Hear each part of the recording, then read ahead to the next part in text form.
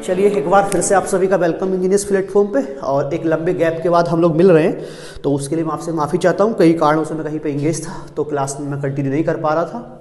लेकिन इसके बाद हम लोग की क्लासेज जो रहेंगी वो कंटिन्यू रहेंगी। और हम मिडाइवल हिस्ट्री हम लोग लास्ट डिस्कस किए थे। मिडाइवल के बाद हम लोग मॉडर्न हिस्ट्री में आते हैं और मॉडर्न हिस्ट्री वाला सेशन हम लोग स्टार्ट करते हैं। अच्छा, कई लोगों की थोड़ी शिकायत ये थी कि सर आपने हिस्ट्री में क्या हिंदी शब्दों का यूज ज़्यादा किया है। देखिए, वो शब्दों का यूज मैंने जानबूझ के किया है, क्योंकि हिस्ट्री में कुछ शब्द ऐसे हैं उनको हिंदी में ही ज़्यादा समझ लिया जाए तो बेटर होता है, तो मैं इसलिए यूज किया था। हालांकि चलिए आपकी ऐसी समस्याएं हैं, तो फिर आज से हम लोग बाइलिंगुअल ही पढ़ेंगे। मैं इंग्लिश शब्दों का ही ज़्यादा यूज करूँगा, तो समय ना वेस्ट करते हैं। आप हम लोग क्या करते हैं, स्टार्ट करते हैं अपना सेशन। और देखिए, सेशन में मॉडर्न हिस्ट्री हम लोग स्टार्ट करेंगे, तो मॉडर्न हिस्ट्री में सभी हमको नहीं पढ़ना है, केवल कुछ चैप्टर्स हैं जो आपके सिलेबस में आते हैं। जैसे हम लोग स्टार्टिंग मॉडर्न हिस्ट्री करने वाले कहाँ से, नेशनल मूवमेंट, राष्ट्रीय आंदोलन करके एक टॉपिक दिया हुआ है, वहीं से आपके मैक्सिमम प्रश्न आपसे पूछे जाएंगे। और इसमें भी पहले कुछ बेसिक्स हम लोग जरा जान लेते हैं, उसके बाद हम लोग टॉपिक पे आते हैं। तो आज शुरुआत हम लोग मॉडर्न हिस्ट्री से करेंगे अपनी। और मॉडर्न हिस्ट्री में सबसे पहली बात हम लोग कर लेते हैं जरा,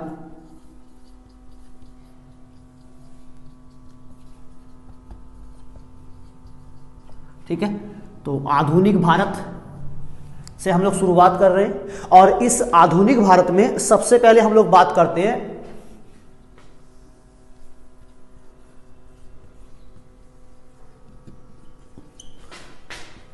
ऑफ, ठीक है। जब यानी कि मैं बात करना चाह रहा हूं, जब क्या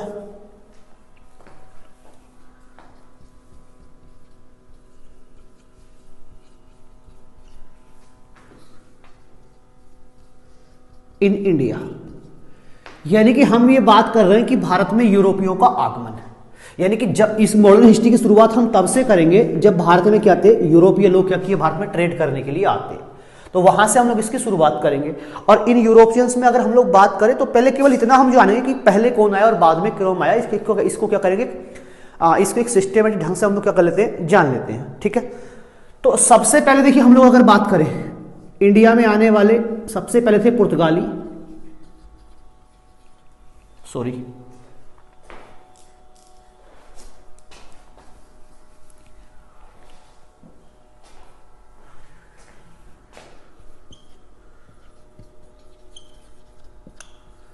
द पोर्टुगीज। यानी कि सबसे पहले कौन आते हैं, तो देखिए पुर्तगाल से आने वालों को पुर्तगीज कहा जाता है। पुर्तगाल के लोग सबसे पहले भारत में ट्रेड करने के लिए आते हैं। और इसमें भी सबसे महत्वपूर्ण व्यक्ति थे 1498 में आने वाले, आपने नाम सुना होगा, वास्को डे गामा। देखिए, वास्को डी गामा नाम का एक पुर्तगीज नेविगेटर था जो 1948 में क्या आता है, भारत में आया है। हालांकि ये जो पुर्तगाली व्यक्ति है, आपने इस तरह से मान लीजिए, अगर आपने क्या है ये वाला पार्ट देखा होगा, अफ्रीका कॉन्टिनेंट का नाम आपने सुना होगा, तो इस तरह से कुछ आपको अफ्रीका क्या है महाद्वीप मिलेगा। तो इसी अफ्रीका महाद्वीप से होते हुए, और देखिए ये जो, और इसी अफ्रीका महाद्वीप के ऊपर एक देश था, इसका नाम था पोर्टुगल, यूरोप। तो इस यहीं पर ही कंट्री मिलेगा पोर्टुगल। इस पोर्टुगल का रहने वाला था कौन, वास्को डी गामा। यहीं से निकलता है, इस क्षेत्र में आपको दिखाई देगा अटलांटिक ओशन, एक महासागर मिलेगा यहां पर, इसका नाम है बच्चे अटलांटिक ओशन। और इस क्षेत्र में जब आप आओगे ना, तो इसी रीजन में आपको क्या है, यहां पर इसको बोलते हैं अरेबियन पेनिनसुला। और यहीं पे आपको क्या मिलेगा, भारत मिलेगा इस तरह से, ठीक है। ये वो क्षेत्र है, ये वाला। तो देखिए, ये जो अफ्रीका कॉन्टिनेंट है, इस अफ्रीका कॉन्टिनेंट का जो ये वाला जो पॉइंट है, सबसे दक्षिणी बिंदु, सदर्न पॉइंट जो होता है, इसका नाम है Cape of Good Hope. Cape of Good Hope इसको बोलते हैं। तो यही व्यक्ति वास्को डी गामा यही पुर्तगाल का रहने वाला था, यहीं से निकला, इस रूट को फॉलो किया और सबसे पहले इस केप ऑफ गुड होप पहुंचा। और जब इस वाले क्षेत्र में आप आओगे तो दुनिया का एक आइलैंड आपको मिलेगा, इसको बोलते हैं मेडागास्कर आइलैंड। और देखिए, सबसे पहले इस केप ऑफ गुड होप होता हुआ ये वास्को डी गामा इस रूट से क्या है, मोजाम्बिक चैनल से होता हुआ इस रूट से कहां पहुंचा, भारत में यहां पहुंचता है। कहां पहुंचा, इस वाले क्षेत्र में पहुंचा। ये था वास्को डी गामा के आने का रूट। और ये जो वास्को डी गामा था, जब इंडिया आया तो इंडिया में सबसे पहले हम लोग अगर ये बात करें कि वास्को डी गामा भारत में कहाँ आता है, तो आप एक जगह का नाम याद रखेंगे, इस जगह का नाम था कालीकट। कौन से तट पे पहुंचा, भारत के कालीकट नाम की जगह पर पहुंचा। और ये जो कालीकट नाम का पोस्ट है बच्चों, ये कालीकट पड़ता है केरला, वर्तमान केरल में आता है, ठीक है।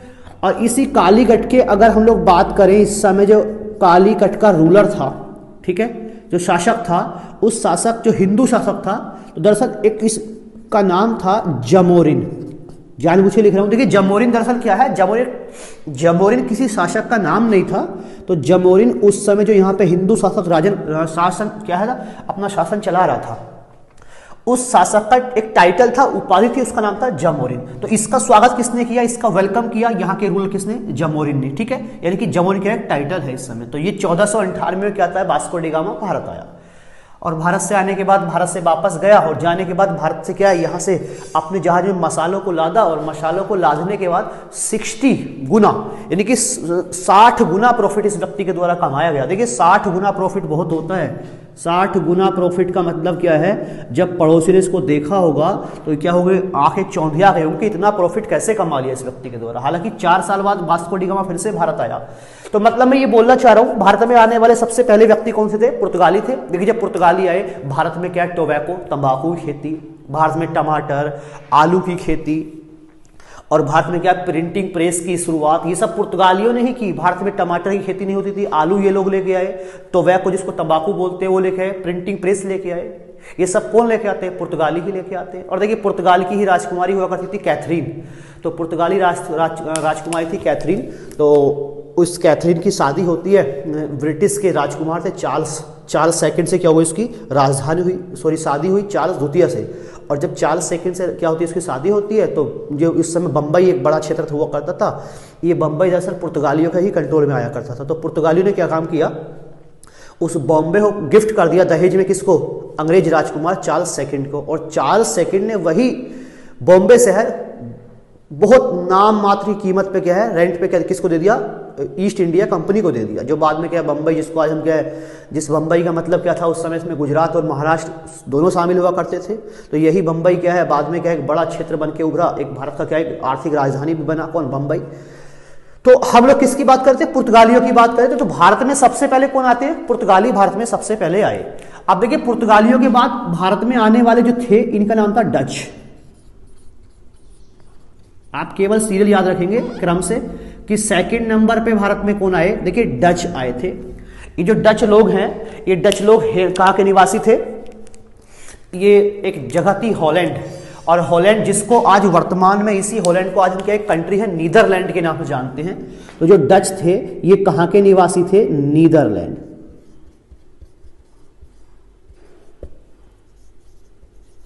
डच नीदरलैंड के निवासी थे, और इस समय इस कंट्री का हॉलैंड भी कहा जाता था, तो वर्तमान नाम इसका नीदरलैंड है। हालांकि डच आए, ज्यादा समय तक क्या टिके नहीं रहे, तो एक बैटल हुई अंग्रेजों के बीच में और डचों के बीच में, इसको बोलते हैं वेदरा की लड़ाई। बस इतना याद रखेंगे आप, बैटल ऑफ वेदरा।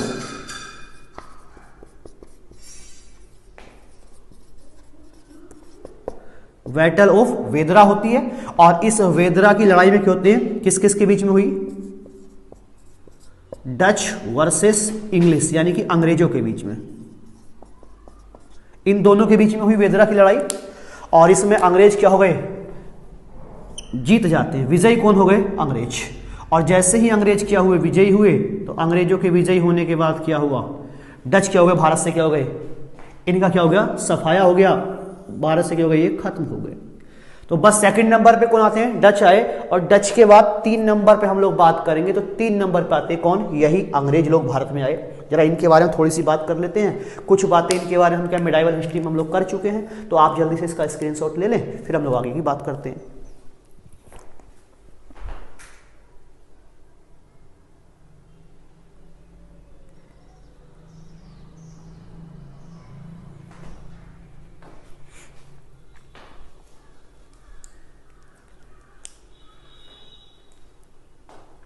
ठीक है, तो आपने स्क्रीनशॉट ले लिया होगा।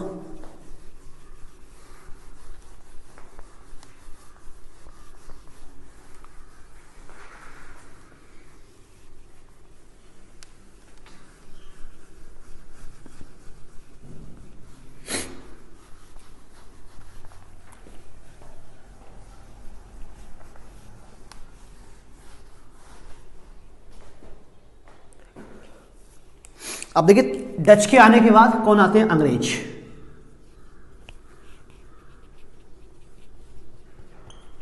इंग्लिश। और देखिए अंग्रेजों की अगर हम लोग बात करें तो अंग्रेजों में आपने कुछ पढ़ा मॉडर्न हिस्ट्री में, सबसे पहले कैप्टन हॉकिंस नाम का व्यक्ति आता है। और ये जो कैप्टन हॉकिंस है सबसे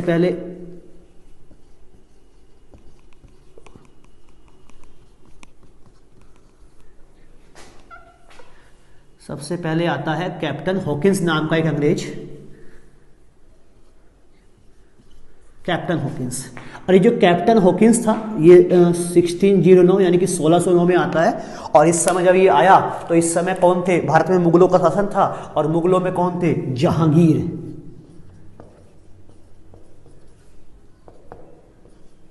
तो ये आया जहांगीर के दरबार में, ठीक है। किस में आता है, जहांगीर के दरबार में सबसे पहले कौन आता है, एक अंग्रेज आया और इसका नाम था कैप्टन हॉकिंस। और ये जो कैप्टन हॉकिंस था इसने आने के बाद जहांगीर से मुलाकात की। और मुलाकात करने के बाद क्या है, व्यापार करने का क्या हुआ, फरमान प्राप्त कर लिया। और इसके द्वारा क्या होता है, इस प्रकार 1609 में लगभग क्या हो गई, सूरत एक जगह गुजरात में क्या हो गई, अंग्रेजों की पहली फैक्ट्री की स्थापना कर ली इन लोगों ने। देखिए यहाँ पे फैक्ट्री का मतलब इस समय क्या है, फैक्ट्री का मतलब क्या था, इस समय स्टोर रूम हुआ करता था, यानी कि क्या है, स्टोरेज। तो जहां पर ये क्या करते थे, सामान को अपने को क्या करते थे, व्यापारिक सामान को इकट्ठा किया करते थे, उसी क्षेत्र को क्या बोलते थे, फैक्ट्री, उसको कहा जाता था, फैक्ट्री कहा जाता था। तो सबसे पहले अंग्रेज आया कौन सा, कैप्टन हॉकिंस। और कैप्टन हॉकिंस के बाद हम लोग अगर बात करें, एक आते हैं sir Thomas Roe.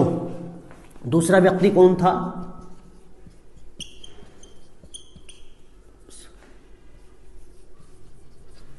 Sir Thomas Roe इसको बोलते हैं। तो ये सर टॉमस रो आता है, ठीक है। इसकी बात करें तो 1615 में आया। और ये भी किसके दरबार में आता है, जहांगीर।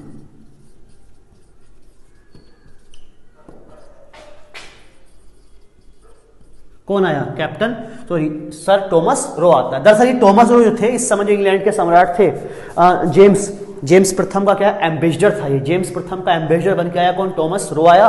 और टॉमस रो ने क्या, जहांगीर के दरबार में आया, जहांगीर से बात की। और जहांगीर से क्या काम कर लिया, इसने परमिशन प्राप्त कर ली। और परमिशन क्या प्राप्त कर ली कि हम पूरे भारत में क्या करेंगे, व्यापार करेंगे, ट्रेड करेंगे। और पूरे भारत में क्या करने के लिए, व्यापार करने की, किसने, ट्रेड करने की परमिशन किससे ले ली, मुगल सम्राट जहांगीर से ली थी। किसके द्वारा, इस टॉमस रो के द्वारा। टॉमस रो के द्वारा अगर हम लोग आगे की बात करें, टॉमस रो ने परमिशन ली। अब देखिए टॉमस रो के बाद अगर हम लोग बात करते हैं तो यही वो देर था, आप याद रखें 16 वाला दौर था, 1618 वाला दौर था। इसी समय एक जगह थी, आपको बता दूं एक्स्ट्रा, एक गांव हुआ करता था, इसका नाम था सुतानती। एक गांव था गोविंदपुर, बंगाल में एक गांव था गोविंदपुर। और एक गांव था कलिकाता। तो ये तीनों गांवों का क्या है, लैंडलॉर्डशिप यानी कि जमींदारी, वहां का लैंडलॉर्ड था अजीमुशान से इन लोगों ने, अंग्रेजों ने खरीदा था। और इन्हीं तीनों गांवों को मिलाकर एक अंग्रेज थे, इनका नाम था जॉब चार्नाक। तो एक अंग्रेज अधिकारी जॉब चार्नाक के द्वारा की गई एक नया शहर बसाया गया। इस शहर का नाम था कलकत्ता। तो देखिए कोलकाता, जिसको कलकत्ता कहा जाता था, तो कलकत्ता शहर की स्थापना भी किसने की थी, अंग्रेजों ने। एक ये गांव और ये गांव, इन तीन गांवों को खरीदा लैंडलॉर्ड से, जमींदार से वहां के। और खरीदने के बाद तीनों गांवों को मिलाकर के एक नया शहर बनाया जिसका नाम क्या था, कलकत्ता। और बाद में यही कलकत्ता क्या होता है, भारत की क्या बनी, राजधानी बनी। कौन सी, यही कलकत्ता। हालांकि इसके बाद अगर हम लोग और बात कर लें तो ठीक है, तो मुगल सम्राट के समय ये एक और घटना का हम लोग जिक्र करेंगे यहां से 1717 में। तो इस समय मुगल सम्राट थे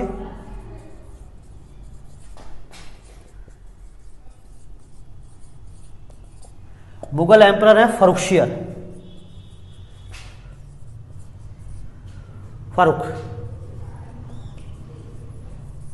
तो देखिए मुगल सम्राट थे इस समय, फर्रुखशियर हुआ करते थे। तो इन्हीं फर्रुखशियर के दरबार में एक अंग्रेज, दरअसल फर्रुखशियर क्या था, बीमार पड़ा। तो एक अंग्रेज डॉक्टर था, एक अंग्रेज डॉक्टर था हैमिल्टन नाम का, ठीक है। तो इस अंग्रेज डॉक्टर का नाम है विलियम हैमिल्टन।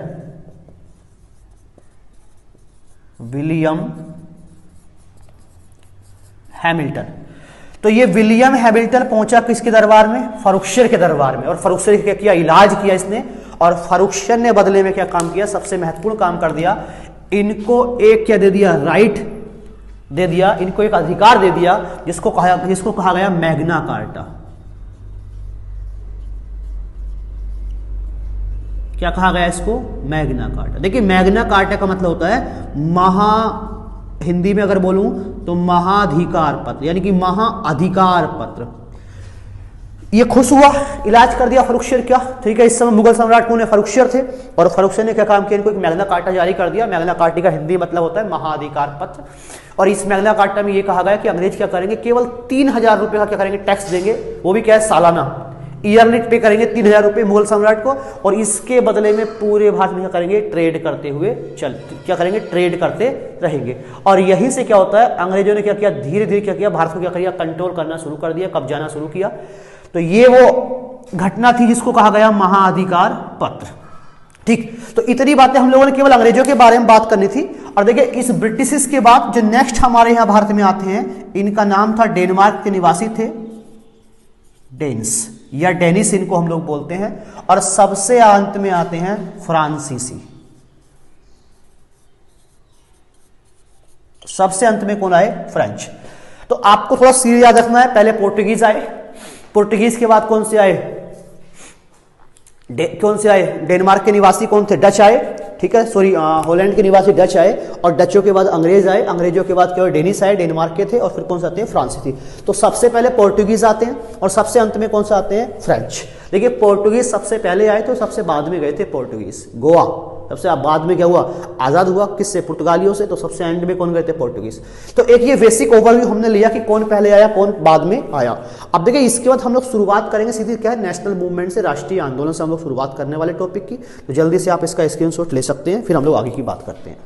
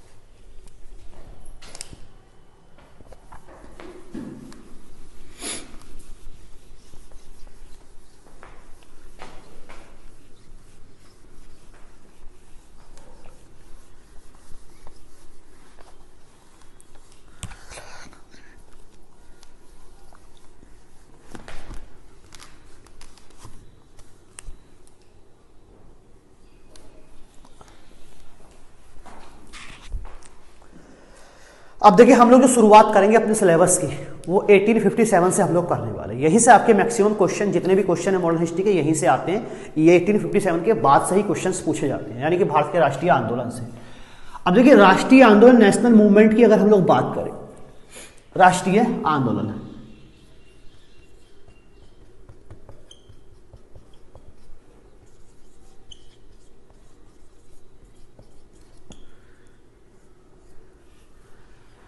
और नेशनल मूवमेंट जो हम शुरुआत करेंगे, इसकी शुरुआत करेंगे रिवॉल्यूशन ऑफ 1857।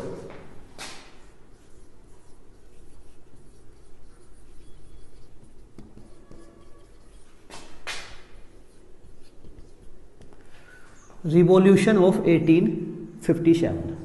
अब देखिए रिवॉल्यूशन ऑफ 1857, 1857 की क्रांति। सबसे पहले बेसिक बातें समझेंगे 1857 की क्रांति के क्या क्या रीजंस हो सकते हैं।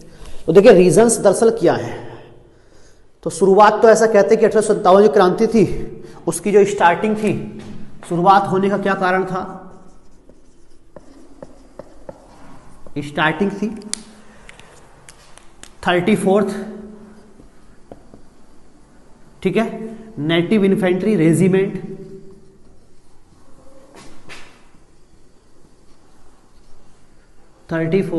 नेटिव इन्फेंट्री, और जगह कौन सी थी, बैरकपुर।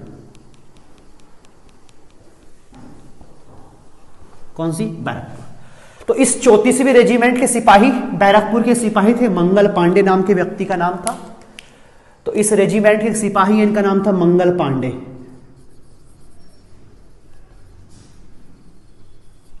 कौन है? मंगल पांडे। तो शुरुआत यहीं से होती है। और दरअसल क्या हुआ, दिन था 29 मार्च की बात थी, तो 29 मार्च की घटना थी। ये समय क्या था? 29 मार्च 1857 का टाइम था। देखिए दरअसल इसमें ऐसा कहा जाता है, रीजन देखिए, वास्तविक रीजन की अगर हम लोग बात करें तो ऐसा था, आप लोगों ने ब्रिटिश के बारे में पढ़ा, जब भारतीय अंग्रेज क्या हुए, ब्रिटिश हुए, भारत में शासन करने के लिए आए, भारत को कंट्रोल भी किया, और कंट्रोल करने के बाद इन्होंने क्या, इनके द्वारा क्या किया गया, भारत का क्या शोषण किया गया। अब ऐसे मान लीजिए, देखिए कई सारे रीजंस रहे थे इस क्रांति के होने के पीछे, तो मेन कुछ कारणों की हम लोग चर्चा कर लेते हैं। अब रीजंस क्या थे? देखिए ब्रिटिश भारत में आए, तो भारत में आने के बाद इन लोग, एक डलहौजी नाम के व्यक्ति थे, डॉक्ट्रिन ऑफ लैप्स ले आए, व्यक्तिगत सिद्धांत, डॉक्ट्रिन ऑफ लैप्स, राज्य हड़प नीति लेके आते हैं। इस नीति में एक पॉलिसी थी, इस पॉलिसी में क्या था कि भारत में जितने भी रजवाड़े हैं, जितने भी क्या हैं, छोटे छोटे क्या प्रिंसली स्टेट्स हैं, तो उन प्रिंसली स्टेट्स में अगर कोई ऐसा कोई राज शासक है वहाँ का जिसके क्या बच्चा नहीं है, खुद क्या है, यानी कि उसका पुत्र नहीं है, तो ऐसी स्थिति में क्या है, जो भारतीय राजा हुआ करते थे उनमें एक प्रथा ये चलती थी कि जब उनके कोई बेटा नहीं होता था, तो क्या, जब उनके कोई बेटा नहीं हुआ करता था, तो वो लोग क्या करते थे, कुछ किसी को क्या है, गोद ले लिया करते थे। तो ये प्रथा थी अपना उत्तराधिकारी बनाने के लिए।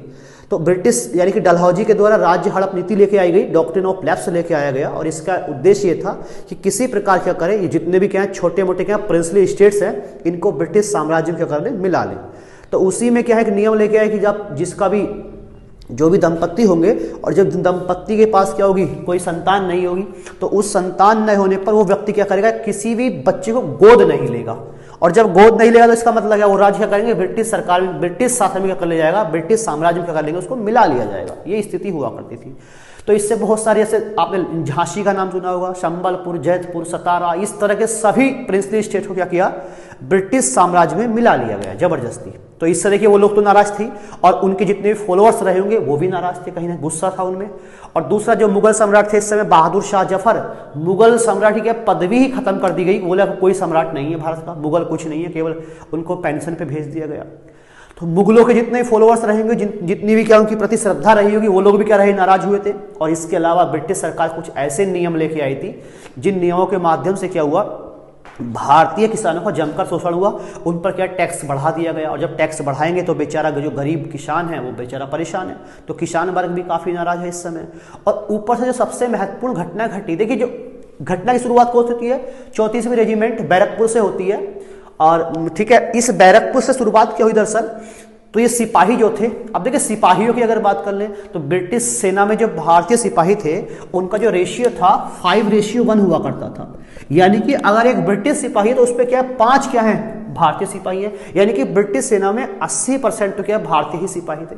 और जब 80% भारतीय सिपाही है, फिर भी भारतीय सिपाहियों क्या ब्रिटिश एक अंग्रेज सिपाही जैसा क्या समान क्या व्यवहार नहीं होता उनके साथ। मान लीजिए देखिए एक भारतीय जो सिपाही था उसका एक वेतन की अगर हम एग्जांपल दूं आपके सामने, तो उस भारतीय सिपाही का जो सैलरी थी मात्र 7 रुपये हुआ करती थी। और उस 7 रुपये सैलरी में, मंथली सैलरी थी, उसमें क्या करना था, सारे खर्चे उसको कटने थे, ड्रेस का खर्चा, खाने का खर्चा, रहने का खर्चा, सब उसमें से कटने के बाद उसके पास 1 या 2 रुपया मात्र बचता था घर पर भेजने के लिए, सेविंग के लिए मात्र। देखिए, और ऐसे मान लीजिए जो भारतीय सिपाही है वो ज्यादा ऊंचे पद तक पहुंच नहीं सकता, मैक्सिमम सूबेदार के पद तक ही भारतीय सिपाही पहुंच सकता था। और एक ब्रिटिश सूबेदार की जो सैलरी थी लगभग 195 रुपए थी, और एक भारतीय सूबेदार की सैलरी लगभग 35 रुपए मात्र हुआ करती थी। इतना बड़ा डिफरेंस था। तो कुल मिला के ये था, भारतीय सिपाहियों के साथ क्या है, ब्रिटिश सिपाहियों जैसा व्यवहार नहीं होता था। तो इससे क्या था, जो भारतीय सिपाही थे इनमें क्या होगा, गुस्सा अंदर अंदर क्या था, सुलग रहा था। और जब बेचारे ये अपने घर पर पहुंचेंगे ये भारतीय सिपाही, और ये क्या है, वही उसी बूढ़े किसान के माँ बाप, उसी बूढ़े किसान के यहाँ बेटे हैं, बच्चे हैं। और जब यही बच्चा क्या अपने घर जाएगा, अपने बूढ़े माँ को परेशान देखेगा, तो गुस्सा तो होगा ही होगा। तो कहीं ना कहीं क्या था, ये बहुत सारे कारण थे, और ये सिपाही भी कहते हैं अंदर से कहते हैं गुस्से में थे। अब ऐसी स्थिति में क्या होता है, घटना घट गई। और घटना क्या हुई, एक ब्रिटिश सरकार एक नई राइफल लेके आई, न्यू इनफील्ड राइफल नाम से राइफल लेके आती है। अब ये जो न्यू इनफील्ड राइफल थी, थोड़ी एडवांस टेक्निक की राइफल थी। और इस राइफल में क्या था, जब इस राइफल को चलाने से पहले इसमें कारतूस डालने के लिए क्या करना पड़ता था, जो कारतूस का रैपर था वो काफी मजबूत था, उसको क्या दांत से खींचकर फाड़ना होता था। ठीक है, तो ऐसे में किसी ने अफवाह फैला दी, कोई अफवाह फैली कि इस जो कारतूस का रैपर है इसमें क्या, ये लोग क्या कर रहे हैं, गाय और सुअर की क्या चर्बी का इस्तेमाल कर रहे हैं। अब देखिए गाय हिंदू में पवित्र है और सुअर को क्या है मुस्लिम इस्लाम में क्या है उसको खाना क्या है अपवित्र माना गया है। तो इस कारण क्या हुआ, इन सैनिकों क्या होगी, धार्मिक भावनाएं भी क्या होगी, क्या हुई, आहत हुई। तो देखिए रीजन तो बहुत सारे थे गुस्सा होने के, लेकिन क्या था, इस कारण ने जो चर्बी युक्त कारतूस वाला कारण था, रीजन था, इसने क्या काम कर दिया, उस सुलगती हुई आग में जो पहले से क्या कर रही सुलग रही थी धीरे धीरे, उस सुलगती हुई आग में क्या काम कर दिया, घी डालने का काम कर दिया। और यही क्या हुआ, इस 57 की क्रांति क्या बना, एक तात्कालिक कारण बना, एक प्रमुख कारण बना। कारण तो बहुत सारे थे, लेकिन इस कारण ने क्या काम किया, चर्बी युक्त कारतूस वाले कारणों ने क्या काम कर दिया, उस सुलगती हुई आग में क्या किया, घी डालने का काम कर दिया। और इस प्रकार क्या होता है, सबसे पहले इस मंगल पांडे के द्वारा क्या 29 मार्च की घटना थी, इसने क्या काम किया, चर्बीयुक्त कारतूस के प्रयोग से मना कर दिया और अपने अधिकारियों पे कर दी गोली चला दी। इसमें एक अधिकारी मारा भी जाता है, गोली चलाई। और इस एवज में क्या हुआ, मंगल पांडे को अरेस्ट किया गया, इसका ट्रायल हुआ, मंगल पांडे का ट्रायल हुआ। और ट्रायल होने के बाद 8 अप्रैल के दिन इसको क्या कर दिया गया, फांसी पर लटका दिया गया। तो इस प्रकार 1857 की जो क्रांति थी, उस क्रांति का पहला शहीद कौन बन गया, मंगल पांडे। और इसी के बाद जो बाकी भारतीय रेजिमेंट थी, उन रेजिमेंट के सिपाहियों ने क्या काम किया, उस चर्बीयुक्त कारतूस के क्या प्रयोग करने से क्या कर दिया, यूज करने से बिल्कुल मना कर दिया। और दिन था 10 मई का, 10 मई का दिन था। और इस 10 मई के दिन क्रांति इन सैनिकों ने क्या काम किया, वहां के मेरठ छावनी क्या की, जितने भी क्या है, यानी कि जहां पर क्या है वो स्टोर रूम जहां पे क्या हथियार रखे हुए थे, तो उन हथियारों को लूटा। लूटने के बाद अधिकारियों का क्या किया, ऑर्डर मानने से मना कर दिया, हथियारों को लूटा। लूटने के बाद कहां की ओर प्रस्थान कर दिया, दिल्ली की ओर कूच कर दिया। और जाने के बाद दिल्ली पहुंचे। और देखिए दिल्ली पहुंचने के बाद इन क्रांतिकारियों ने, इस समय अंतिम मुगल सम्राट थे बहादुर शाह जफर, जो काफी बुजुर्ग व्यक्ति थे, हुमायूं के मकबरे में शरण लिए हुए थे बहादुर शाह जफर, वहां पहुंचे, इनको रिक्वेस्ट किया कि आप क्या बनिए, हमारे नेता बन जाइए। नेता बनने का मतलब था, बहादुर शाह जफर नेता बनने का मतलब क्या है, केवल क्या है, एक सिंबल बन जाइए आप, क्या भारत के क्या है, आप मुगल सम्राट हैं, बाकी तो काम हमने ही करना है। क्योंकि बहादुर शाह जफर तो क्या खुद काफी बुजुर्ग है, तो वो कैसे लीड करेंगे, तो उनको अपना नेता डिक्लेयर कर दिया, किसको, बहादुर शाह जफर को। और नेता डिक्लेयर करने के बाद इन क्रांतिकारियों के द्वारा क्या होता है, पहली बार क्या है, पूरी दिल्ली को कर लिया गया, अपने कंट्रोल में ले लिया गया। और इस प्रकार जो बच्चों ये जो क्रांति थी 1857 की, धीरे धीरे क्या हुई, पूरे भारत में फैलना, यानी कि पूरा तो नहीं, केवल उत्तर भारत के क्या कुछ स्थानों में क्या गई, फैलती चली गई। हालांकि फैलती चली गई, लेकिन कभी सफल नहीं हो पाई। रीजन क्या था, क्रांति सफल होने के लिए क्या एक रणनीति होनी चाहिए आपके पास, एक क्या है, एक पहले से क्या एक प्रोग्राम आपके पास होना चाहिए, एक लीडर आपके पास होना चाहिए। तो ऐसा कुछ इनके पास था नहीं। जब जिसके दिमाग में आया, जिसमें राष्ट्रवाद की भावना जगी, वो क्या कर दिया, क्रांति कर दिया। और इस क्रांति हुई, और इस क्रांति को ब्रिटिश सरकार के द्वारा क्या किया गया, आसानी से दबा भी दिया गया। तो हमने केवल इस क्रांति में जानना है, कारणों को हमने जान लिया, बेसिक बातें हमको ये जानना था, ये क्रांति कहां कहां हुई और कहां कहां उस क्रांति को किस किस ने लीड किया। तो ऐसे प्रश्न एग्जाम में क्या पूछे जाते हैं इस 1857 की क्रांति से आपसे। तो आप जल्दी से इसका स्क्रीनशॉट लें और फिर हम समझते हैं क्रांति कहां कहां हुई, कहां पर इसको किसने लीड किया।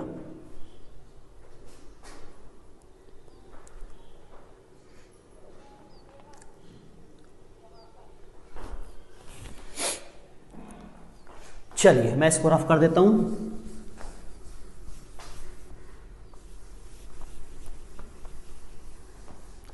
और इसको चलने देते हैं।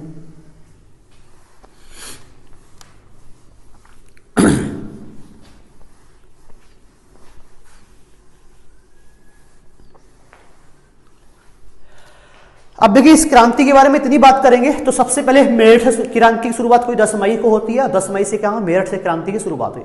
तो 1857 की जो क्रांति थी इसकी शुरुआत कब से हुई,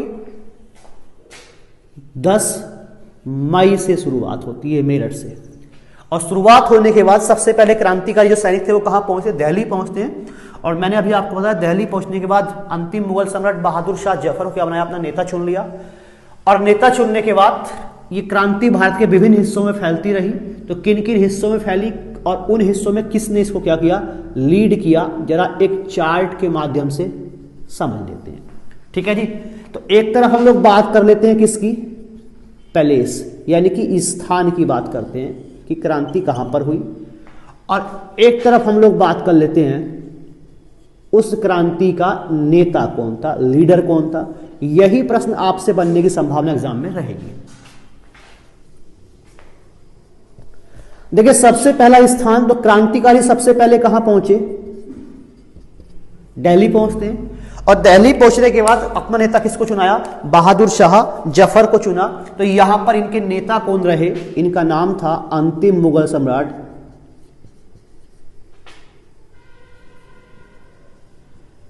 बहादुर शाह जफर, ठीक है, या बहादुर शाह सेकंड। देखिए बहादुर शाह जफर ने भी क्या काम, काफी बुजुर्ग हो चुके थे, तो इन बहादुर शाह जफर ने भी जो इनके सहयोगी थे वक्त खान, उनको क्या कर दिया, उनको भी साथ ले लिया। कौन थे यहां से, बहादुर शाह जफर, और वक्त खान ने क्या काम किया, इस क्रांति को लीड किया। हालांकि सितंबर आते आते क्या होता, ब्रिटिश सरकार के द्वारा क्या काम किया गया था, दिल्ली को क्रांतिकाल से क्या छुड़ा भी लिया गया था। तो ऐसी क्रांति धीरे धीरे फैलती रही। दूसरी जगह की हम लोग जरा बात कर लें, सेकंड नंबर पे आए, तो सेकंड नंबर पे स्थान हम लोग बात करते हैं लखनऊ, और लखनऊ में लीडर कौन थी, इनका नाम था बेगम हजरत महल।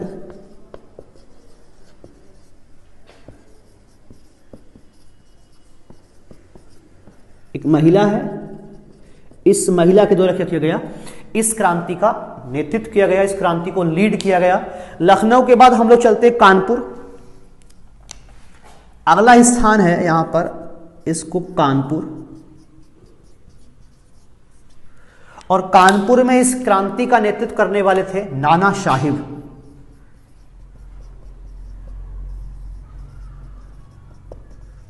और दूसरे व्यक्ति थे तात्या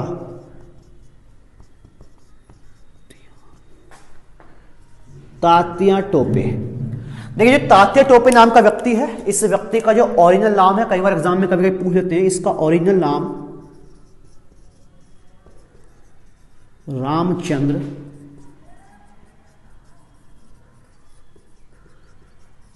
पांडुरंग। इस व्यक्ति का, तात्या टोपे का ओरिजिनल नाम क्या था, रामचंद्र पांडुरंग। नंबर नेक्स्ट पे अगर हम लोग आए तो देखिए कानपुर हो गया, और कानपुर के बाद चलते हैं झांसी।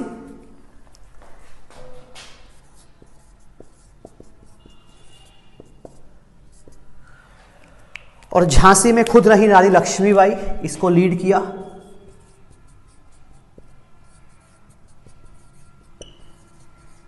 कौन सी रही, रानी लक्ष्मीबाई। झांसी के बाद नेक्स्ट स्थान की अगर हम लोग बात करें तो इस जगह को कहा गया ग्वालियर।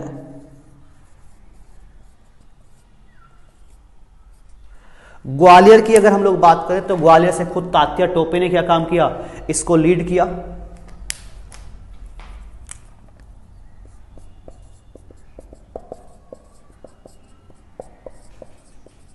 तात्या टोपे लीड किए। ग्वालियर के बाद नेक्स्ट स्थान था जगदीशपुर। जगदीशपुर ये बिहार में आता है। तो इस जगदीशपुर की बात करें तो यहाँ के जो जमींदार थे उनका नाम था कुंवर सिंह। बुजुर्ग व्यक्ति थे, इन्होंने क्या काम किया, इसको लीड किया। और कुंवर सिंह की डेथ हो गई तो इन्हीं के छोटे भाई आ गए, कौन से, अमर सिंह। तो कुंवर सिंह और अमर सिंह दोनों ने मिलकर क्या काम किया, इस क्रांति को लीड किया। कहां पर, जगदीशपुर से। कुंवर सिंह के बाद हम लोग जरा आगे की बात कर लें तो कुंवर सिंह के बाद जगदीशपुर ये बिहार में आता है। और जगदीशपुर के बाद हम लोग बात करें इलाहाबाद और बनारस।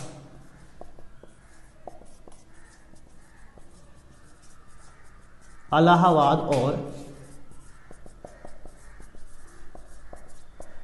बनारस।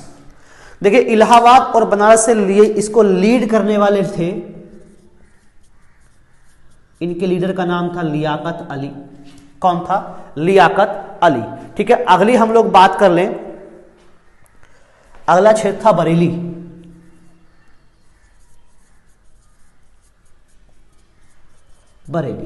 बरेली से लीडर आए मौलवी अहमदुल्लाह।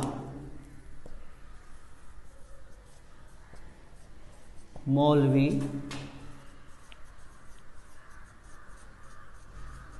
अहमदुल्लाह बरेली से इन्होंने लीड किया।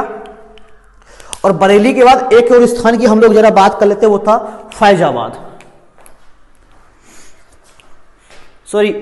बरेली नहीं, फैजाबाद से रहे, मैं माफी चाहता हूं, मौलवी अहमदुल्ला, ये फैजाबाद से थे। आज फैजाबाद को क्या है, अयोध्या के नाम से जाना जाता है। तो फैजाबाद से कौन थे, मौलवी अहमदुल्ला। और एक स्थान और महत्वपूर्ण हो जाता है, इसकी भी जरा हम लोग यहां पर डिस्कस कर लेता हूं। 9 नंबर पे एक जगह और कौन सी थी, कौन सी बची, बरेली रह गई, बरेली। और बरेली से लीड करने वाले हैं, इसको लीड किया खान बहादुर खान।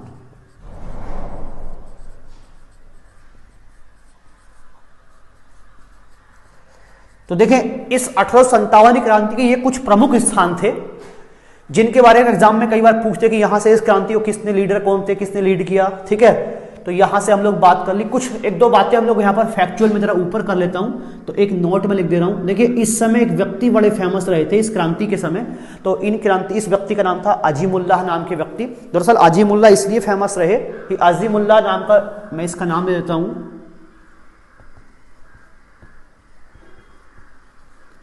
अजीमुल्लाह। इन अजीमुल्लाह के द्वारा क्या किया गया, जब क्रांति हुई तो क्रांतिकारियों में जोश भरने के लिए क्या, एक झंडा गीत, एक क्या फ्लैग सॉन्ग के लिखा गया, एक झंडा गीत लिखा गया इनके द्वारा, फ्लैग सॉन्ग, झंडा गीत की रचना कर दी, ठीक है। और इसी समय एक और व्यक्ति बड़े फेमस रहे, इनका नाम था माइकल रशेल।